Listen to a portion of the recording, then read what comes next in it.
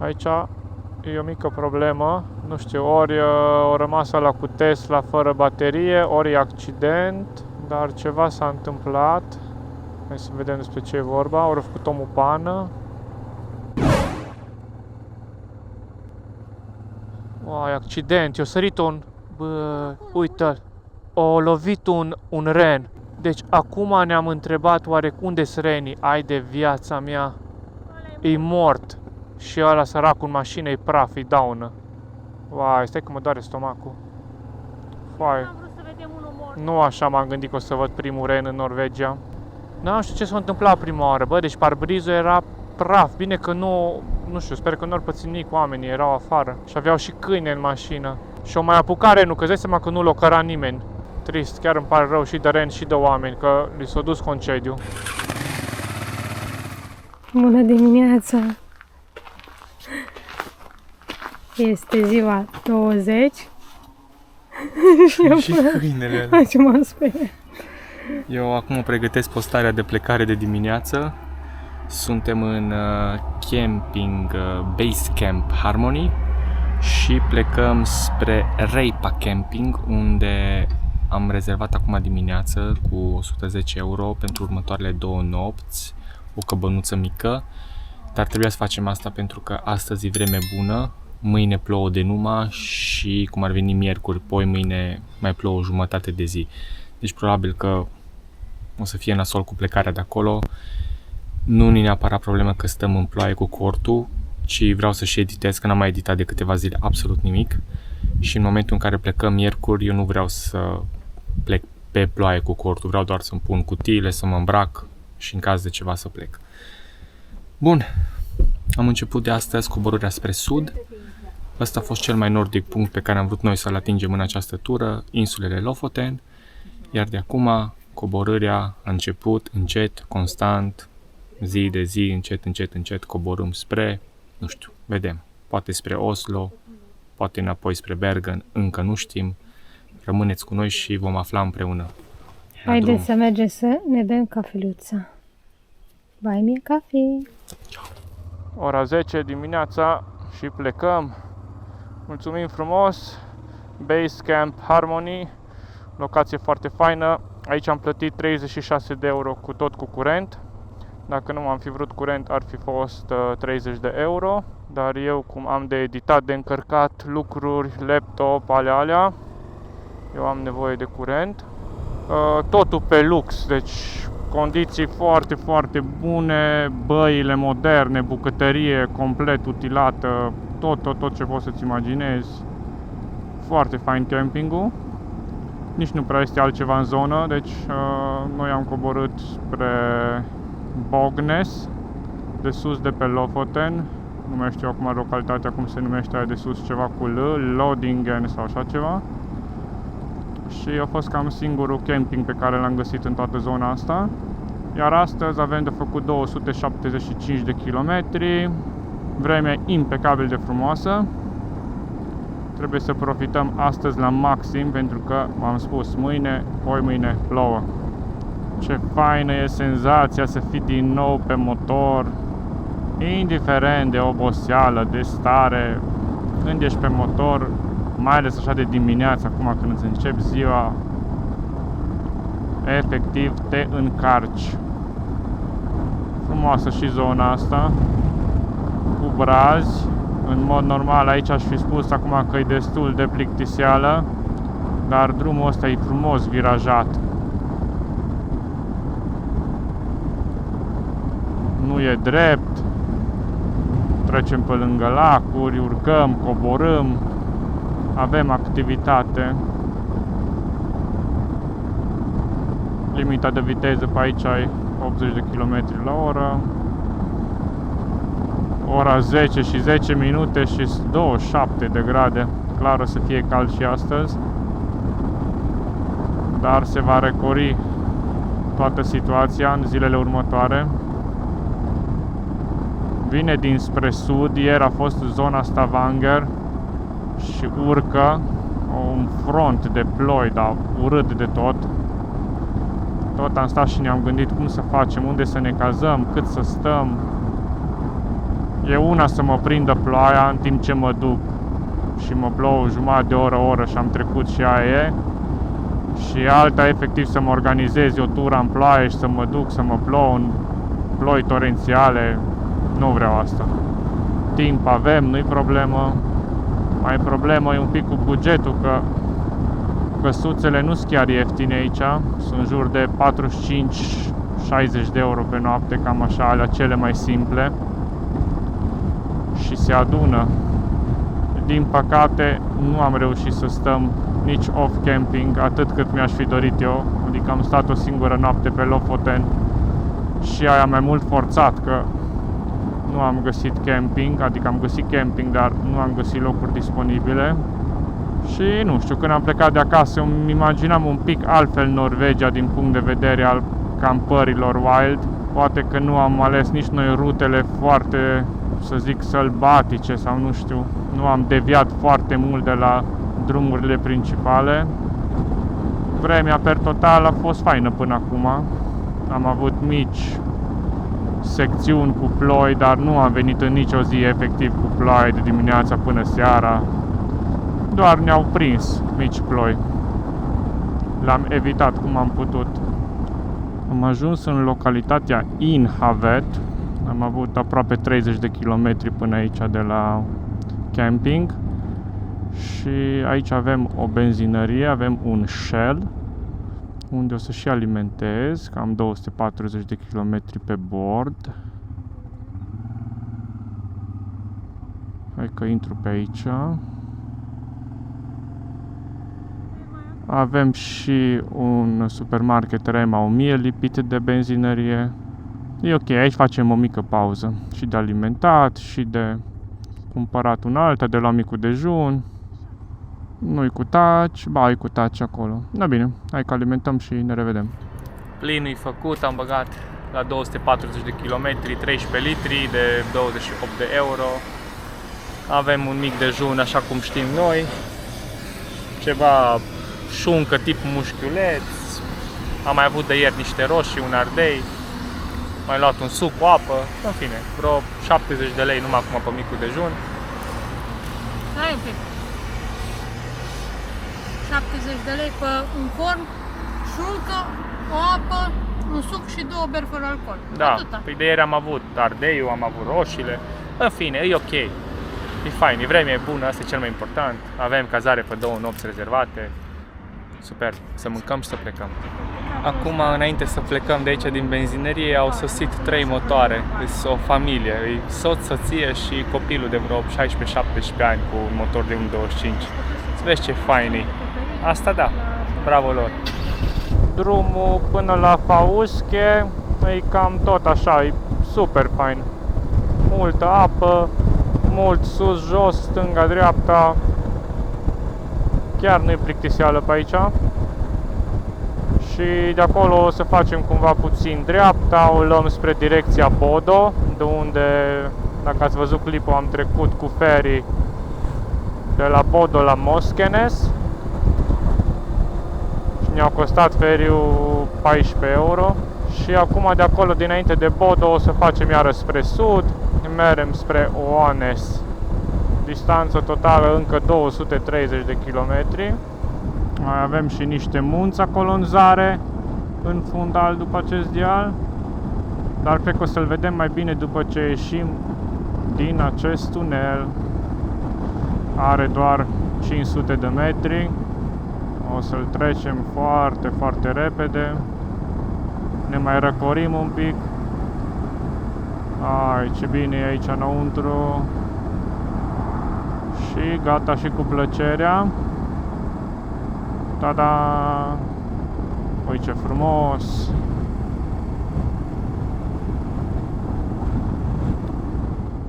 Nu știu cât vedeți voi pe cameră, dar muntele ăla e ca un ou. E foarte fin, așa, e mâncat de vreme, de apă, e erodat. Tare interesant. Nu pot să întorc gâtul mai mult să vă arăt mai spre dreapta. Merg cu gâtul sucit. Bucata asta de E6 E mult mai interesantă de aici, cum v-am zis, de la cum cobor dinspre Narvik spre Fauske. Foarte fain. Apoi mai jos, deja sub Fauske încolo e mai plictisitor un pic, dar v-am zis că noi o să alegem varianta de coastă. Singura problemă e miercuri când plecăm noi din Oanes. Să vedem ce vreme prindem, fiind și pe coastă.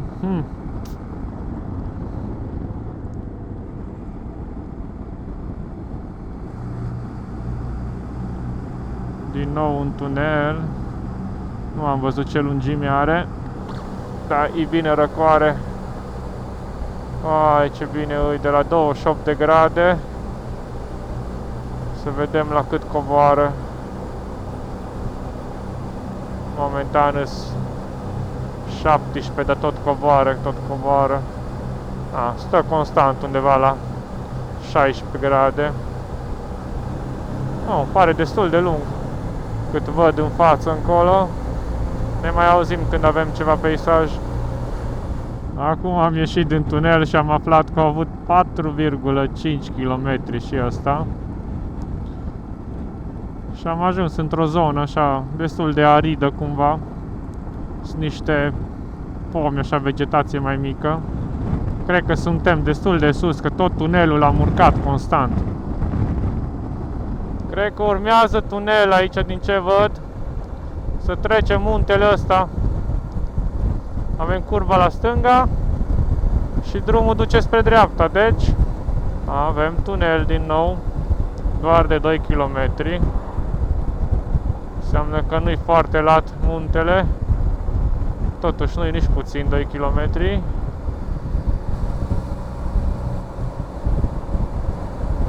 Iară fain răcoare. Deci până acum nu ne-au plăcut tunelurile, dar de când afară sunt 28 de grade, aici ce bine e în tunel. Astăzi e din nou ziua tunelurilor. Exact ca în episodul ăla când am trecut din 300 și ceva de kilometri, cred că vreo 70 de kilometri numai prin tunel. Astăzi tunelurile nu sunt foarte lungi, majoritatea au cam până într-un kilometru. Îs câteva și de 2, 3, 5 km în zona asta, dar sunt cu zecile. Deci tunel din asta de 300, 500, 800 de metri plin. Noi ne bucurăm de ele când ne răcorim. Uite cât e de frumos, suntem iară jos la nivelul apei. Am fost mult prin munți, am tot urcat, am coborât. Zona asta chiar e tare faină. Uite acolo ceva, orășel, nu știu ce e. Ăla acolo. Da, și oare ce urmează în față? Eu zic că un tunel. Că n-a mai fost de mult. Azi asta e ceva scurt, iar uite. Astăzi e zi foarte decentă la kilometri. Mai avem încă 150, 2 ore și 10. Sincer, așa e fain să te împarți, să nu te rupi. Noi am avut câteva zile când a trebuit să băgăm tot 4-500. Ai mult. Am ajuns în Fauske. Iar de aici facem dreapta, mergem în direcția Bodo, uite, pe drumul 80. Dacă am fi făcut stânga, mergeam pe direct pe E6 spre Trondheim. Dar nu vreau pe direct. Ne oprim un pic la umbră, cred că. Să mai stăm un pic.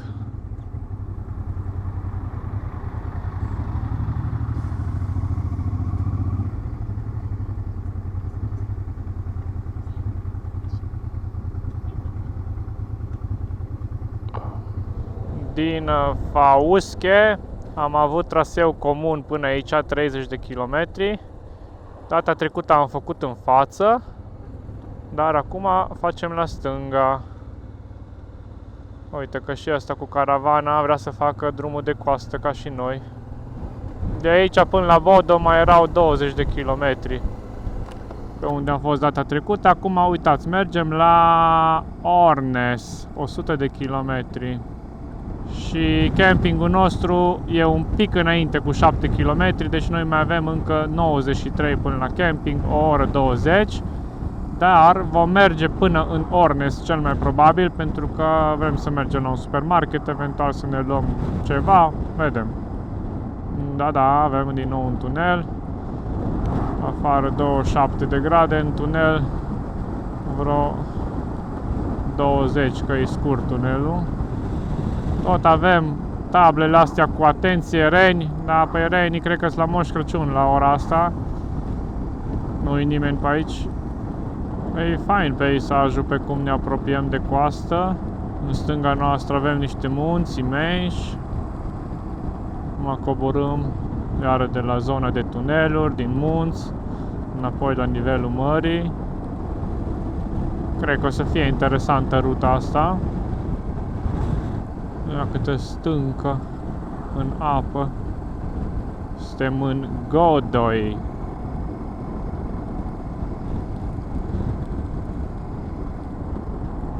Aici numai încet, 60 la oră.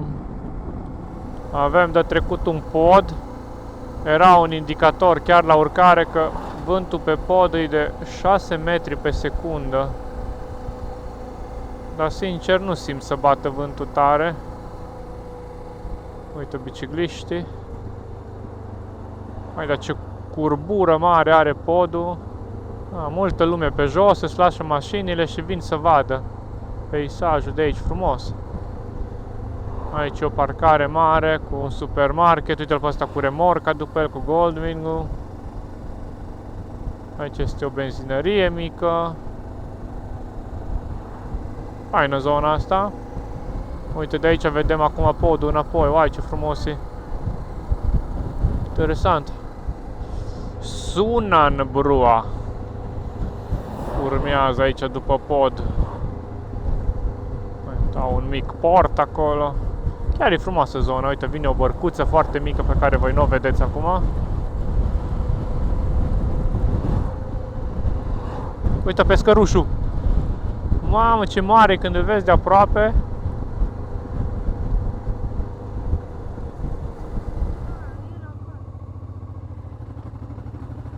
Aici e o mică problemă. Nu știu, ori o rămas ăla cu Tesla fără baterie, ori e accident. Dar ceva s-a întâmplat. Hai să vedem despre ce e vorba. Au făcut omul pană.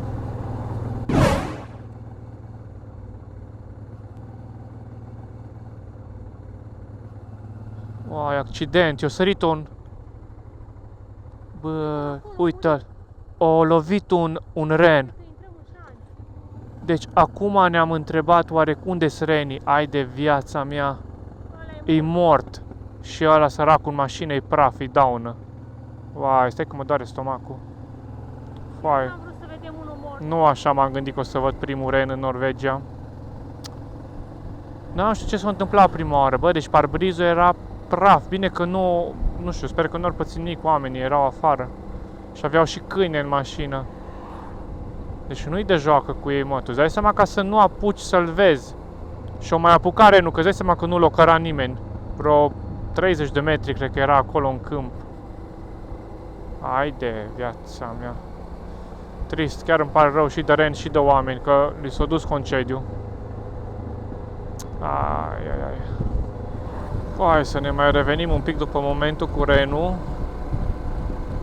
Și să trecem aici peste, uite-te, aici ne arată că e 3 metri pe secundă vântul. Aselibrua. Uite la cu bărcuța jos. Podețul, uite, e frumos. Așa, da, nu mai e plictisială, nu mai e peisajul ăla boring de la Trondheim încoace în sus pe E6. Vai, ce camper, ăștia și-au pus pe camion din ăla vechi, efectiv un container. Trebuie avut grijă aici că văd că e aglomerat și de bicicliști și de animale și campere. Viteza asta de 70-80 e pe bună dreptate pe aici. Mai urmează acum un pod interesant. Noi l-am văzut de pe partea aia, drumul nostru de acolo a venit și am făcut așa o semilună și acum trecem peste el și ne continuăm drumul. Faină ca și construcție. Aici interesante așa arcurile astea.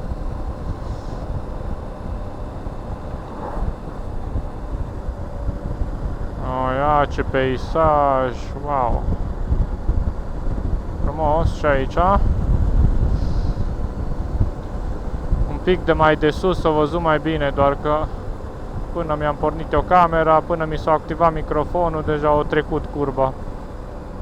Acum coborâm constant. Pierdem din altitudine, nu se mai vede chiar așa fain. Aici se lucrează ceva la drum. Lățesc o bandă, fac parcare, ceva. Ornes 34. Noi mai avem 27 până la camping și 28 până la supermarket. Mai avem vreo 6 km până la camping, dar undeva aici pe dreapta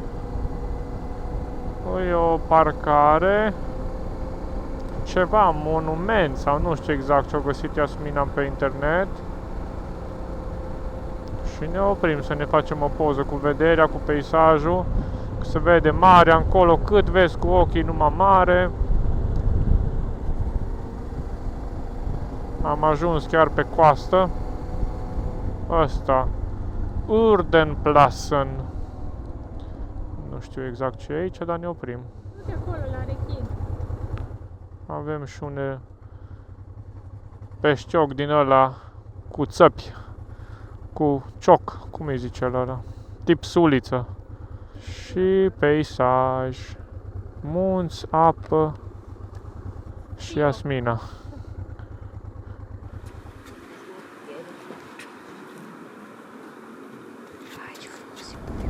Asta e valea pe care e campingul.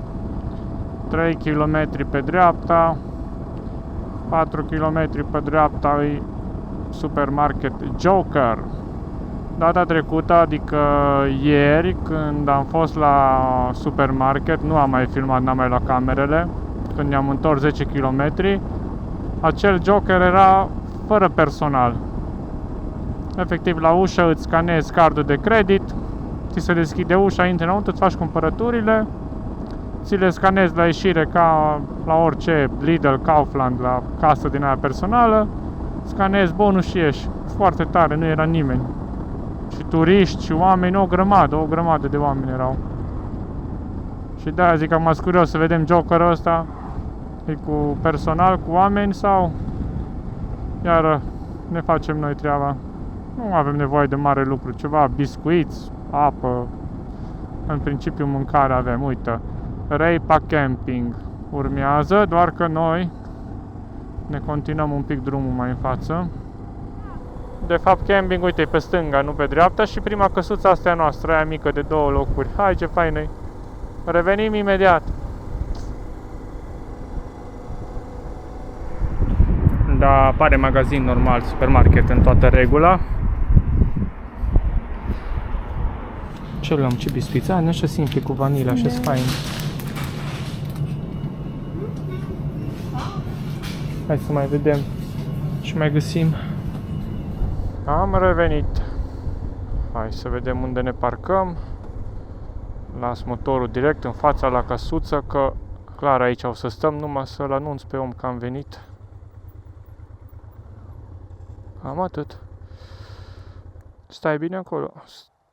Stă bine, e ok. Nu, uite ce fain. Asta e căsuța cea mai mică. Și am sunat azi dimineață și au zis că numai asta o mai are liberă pentru următoarele 2 nopți. Restul tot e ocupat. Normal aici am vrut să venim cu cortul. Da, v-am zis ce ploi o să vină mâine, poimâine, las că o să filmăm și o să vă arătăm.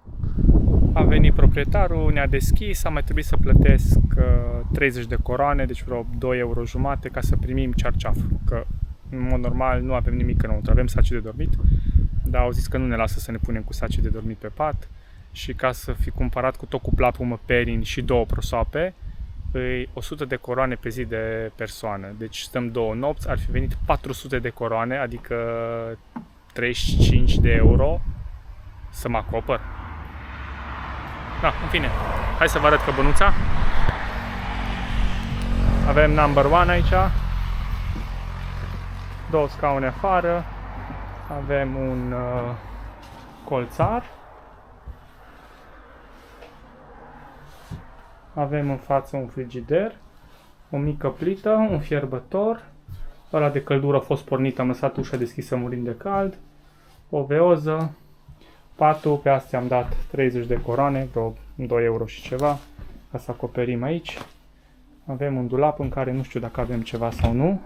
Da, uite ce super, avem farfurii, avem tacâmuri, asta e bine.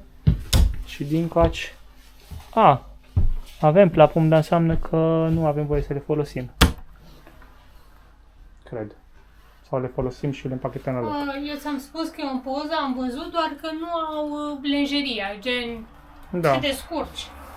Sau Nu-i bai. îți cumperi, sau îți pui tu peste ceva. E ok, hai să ne ducem Să băgăm astea în bagajele. frigider și... O fi fain, chiar e frumos. Au trecut, cred că vreo 1500 de kilometri de când nu i-am mai verificat uleiul. Nu știu dacă stă el neapărat perfect pentru a verifica uleiul, că e pe cricul central, dar nu balansează. E în poziție fixă și să vedem dacă îi bag jos, deci e curat, da? Nu-i nimic pe el. Și fără să-l înfiletez, îl țin drept acolo și dacă îl scot, deci e full. Eu nu mă pun să completez, că și dacă nu stă el perfect, tot nu poate să varieze atât de mult nivelul încât să... Și uite ce fain galbenii. Are... Cât are uleiul ăsta? Avem 5300 în tură și l-am schimbat cu vreo 1000 mai repede, deci are vreo 6500 sigur are de când l-am schimbat. Și mai are de mers cam încă o dată atâta. Și mai am la mine vreo 1 litru 800 de ulei de completat. Mai am o sticlă de jumate plină, o am pe asta, pe jumate, și mai am încă 2 sticluțe mici de 400 de mililitri. Dar e chiar ok, în sarcină și cu mere, noi acum chiar nu consumăm mult.